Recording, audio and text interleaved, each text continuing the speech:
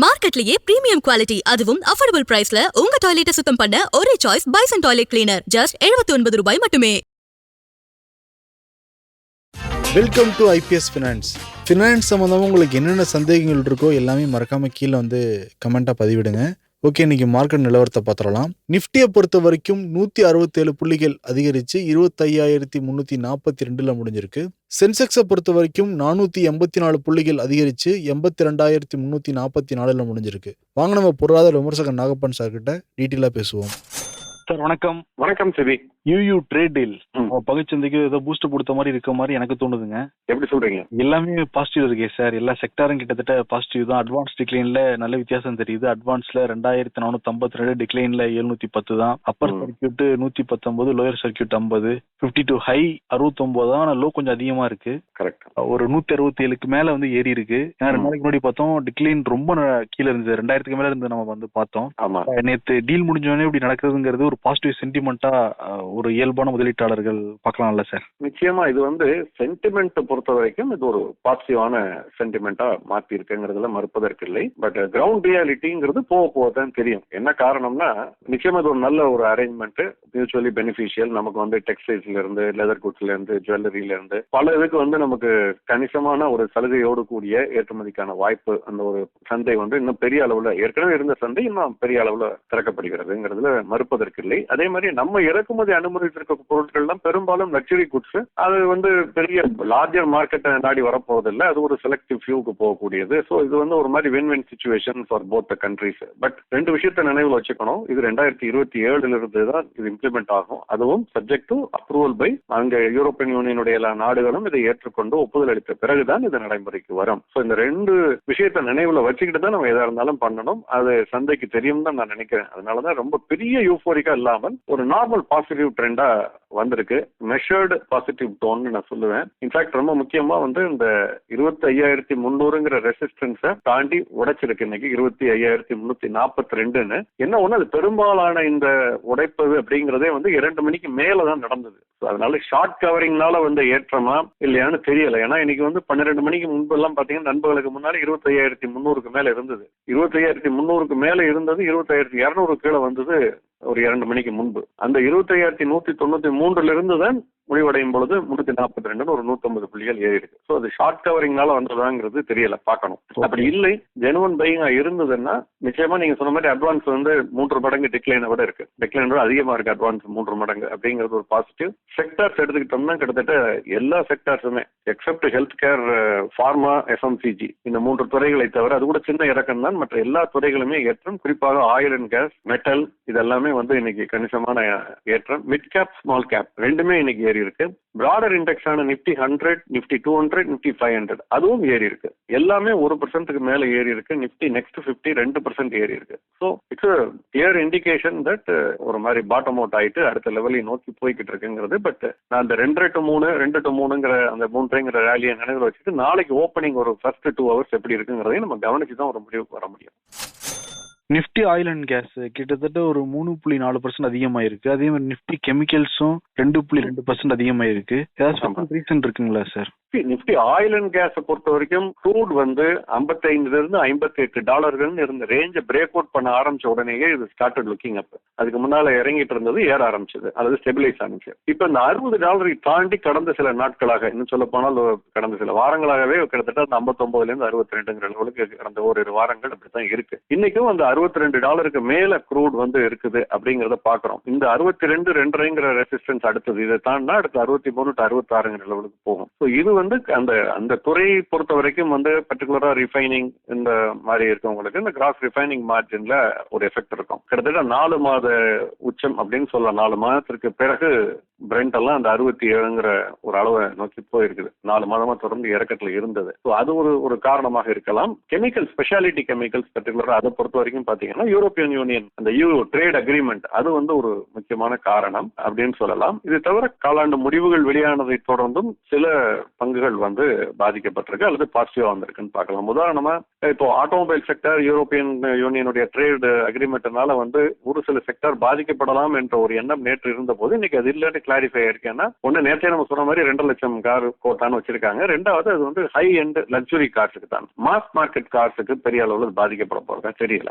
சொல்ல போனால் அது சில ஸ்பேர் பார்ட்ஸ் இம்போர்ட்ஸ் எல்லாம் வந்து அலோவ் பண்ணிருக்க பொழுது பார்க்கும் பொழுது கொஞ்சம் சாதகமாக கூட இருக்கலாம். இன்னைக்கு MM Forging மாதிரி சில நிறுவனங்கள் எல்லாம் இன்னைக்கு விலை அதிகரித்ததை நம்ம பார்த்தோம். இது ஒரு பக்கம். ஆனால் மாருதி சுசுகி இன்னைக்கு வந்து சென்செக்ஸ்ல பாத்தீங்கன்னா அது வந்து ஒரு முக்கிய அங்கம் வகிக்கக்கூடியது. 2.5% இன்னைக்கு இறங்கி இருந்தது. அதே மாதிரி நிப்டி 50லயுமே மாருதி சுசுகி இருக்கு. 2.5% கிட்ட இறங்கி இருந்தது. முக்கியமான காரணம் என்னன்னு பார்த்தோம்னா, அவங்களுடைய 3ஆம் காலாண்டு முடிவுகள் வெளியானது. ஜிஎஸ்டி அந்த குறைதல்னால இந்த காலாண்டுல டிசம்பர் மாதம் முடிவடைந்த காலாண்டுல விற்பனை அதிகரிச்சிருக்கு. ரெவென்யூ கிட்டத்தட்ட 29% அதிகரிச்சிருக்கு, 3794 கோடி. ஆனால் லாபம் வந்து 4% தான் அதிகரிச்சிருக்கு. இது metal price increase, various input, அதனுடைய பல காரணங்கள் இருக்கலாம். பட் லாபம் வந்து அதிகரிச்சிருக்கு, பட் 4% தான் அதிகரிச்சிருக்கு. விற்பனை அதிகரித்திருந்த போதிலும் விற்பனை ஒருவேளை தேக்க நிலையை நோக்கி சென்றால் இந்த லாபம் கணிசமாக குறைவதற்கு வாய்ப்பு இருக்கு. அதனால அதனுடைய ஒரு ரீடிங் தான் மார்க்கெட் வந்து இன்னைக்கு 2.5% இறங்கி 14,876 அப்படின்னு முடிவடைந்தது. அதே சமயத்துல இன்னொரு நிறுவனம், பொதுத்துறை நிறுவனம் வந்து நல்ல முடிவுகளை வெளியிட்டிருக்கிறது, பாரத் எலக்ட்ரானிக்ஸ் லிமிடெட் BEL. அவங்களுடைய நிகர லாபம் 20% அதிகரிச்சிருக்கு, 1579 கோடி அப்படின்னு. அந்த தகவல் வெளியான பிறகு அந்த பங்கினுடைய விலை வந்து கணிசமான ஏற்றத்தை சந்தித்தது. ஒரு கட்டத்துல கிட்டத்தட்ட 10% ஏறினுச்சு. இன்னைக்கு BSEல பார்த்தா ஒரு 9% ஏறி இருக்கு, 453 ரூபாய் அப்படின்னு. அதே மாதிரி NSEலயுமே 9%க்கு மேல ஏறி இருக்கு, 9.2% ஏறி இருக்கு, 454. பாரத் எலக்ட்ரானிக்ஸ் இது மாதிரி மற்ற காலாண்டு முடிவுகளை பத்தி பின்னர் பார்க்கலாம். இதுவும் குறியீட்டில் உள்ள பங்குங்கிறதுனால இது இரண்டை பத்தி நான் இன்னைக்கு சொன்னேன். இதனுடைய தாக்கம்ங்கிறதும் மிக்சடா இருக்கு. பட்ஜெட் கூட்டத்தொடர் நிலந்து ஸ்டார்ட் ஆயிருச்சு. பிரசிடென்ட் கூட இன்னைக்கு வந்து பேசியிருந்தாங்க பார்லிமெண்ட்ல. பிப்ரவரி 1 அனௌன்ஸ் பண்ண போறாங்க. அதோடைய தாக்கம்ங்கிறது மார்க்கெட்ல ஏதாவது உணர முடிஞ்சதா சார்?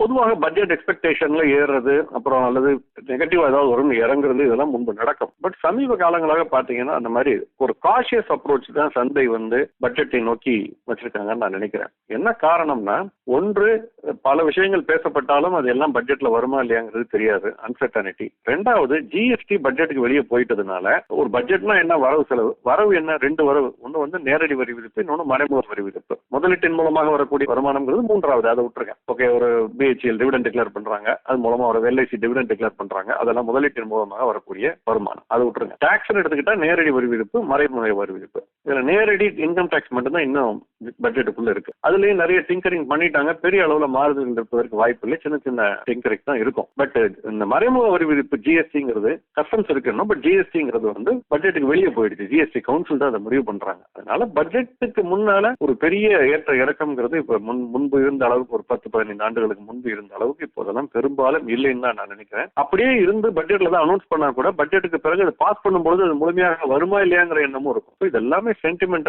ட்ரிவன் தான்.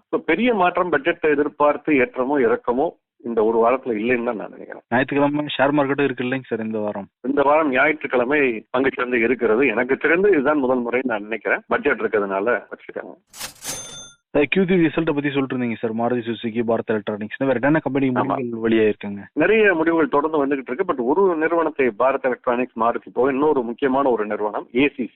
இந்த சிமெண்ட் நிறுவனம், இவங்களுடைய நிகர லாபம் 63% குறைஞ்சிருக்கு, 404 கோடி. ஆனால் ரெவென்யூ 22% ஏறி இருக்கு. ரெவென்யூனா அப்ப விற்பனை அதிகரிச்சிருக்கு, அதிகரித்த போதிலும் லாபம் குறைஞ்சிருக்குங்கிறது இங்க கவனிக்க வேண்டும். ஸோ மார்ஜின்ஸ் ஸ்குவீஸ் ஆகுது, காஸ்ட் ஆஃப் ப்ரொடக்ஷன் அதிகரிச்சிருக்கலாம். ஒரு காரணம் வந்து இந்த லேபர் லா கோடுன்னு சொல்றாங்க. பட் அதனுடைய முழு இம்பாக்ட் எவ்வளவு இருக்கும் அப்படிங்கிறது தெரியல. ஏன்னா ட்ரேட் யூனியன்ஸும் அதை அப்போஸ் பண்றாங்க. அப்ப அவங்களுக்கு சாதகமா இருந்தா ஏன் அப்போஸ் பண்ண போறாங்க? சோ நமக்கு அதனுடைய முழு தாக்கம் என்னங்கிறது தெரியணும். பல நிறுவனங்கள் வந்து இது ஒரு காரணமா சொல்றாங்க, பார்க்கணும். பட் இந்த நிறுவனம் சொல்லல. பட் சந்தையில் பேசக்கூடிய பல விஷயங்கள் இதுவும் ஒன்றா இருக்கு. காஸ்ட் அதிகரிச்சிருக்கு, அது ஒரு காரணம் அப்படின்னு சொல்றாங்க. சோ பார்க்கலாம்.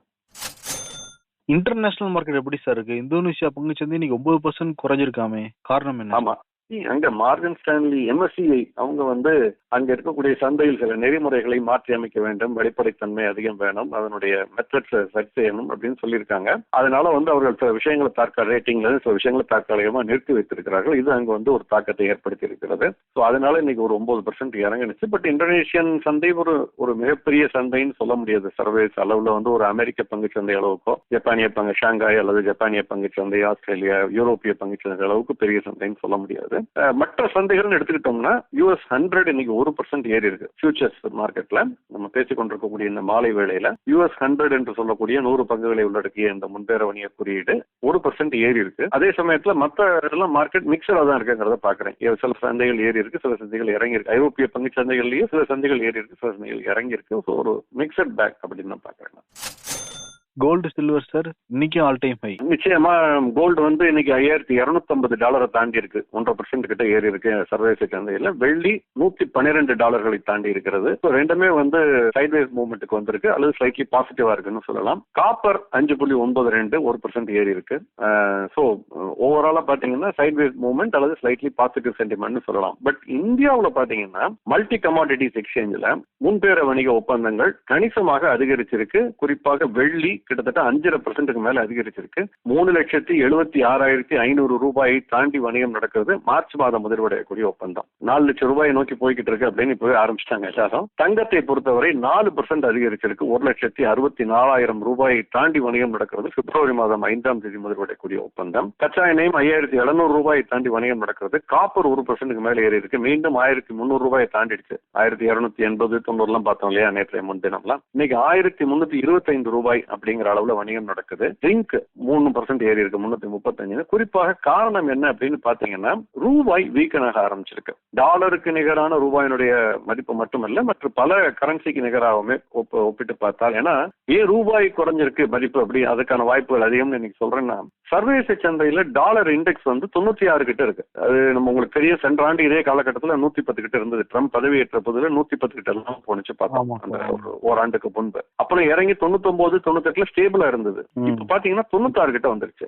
இவ்வளவு குறைஞ்சிருக்கக்கூடிய ஒரு காலகட்டத்துல இந்தியாவுல பாத்தீங்கன்னா தேசிய பங்கு சந்தையில முன்பேற வணிகத்துல மீண்டும் 92 ரூபாயை நோக்கி நகர்ந்து கொண்டிருக்கிறது அமெரிக்க டாலர். ஜனவரி மாதம் முதல்வடையக்கூடிய ஒப்பந்தம் பார்த்தா 91.69 இன்னைக்கு ஒரு 2 பைசா அதிகரிச்சிருக்கு. அதே மாதிரி பிரிட்டிஷ் பவுண்ட் எடுத்துக்கிட்டாலுமே வந்து ஒரு 67 பைசா அதிகரிச்சிருக்கு. 126.36.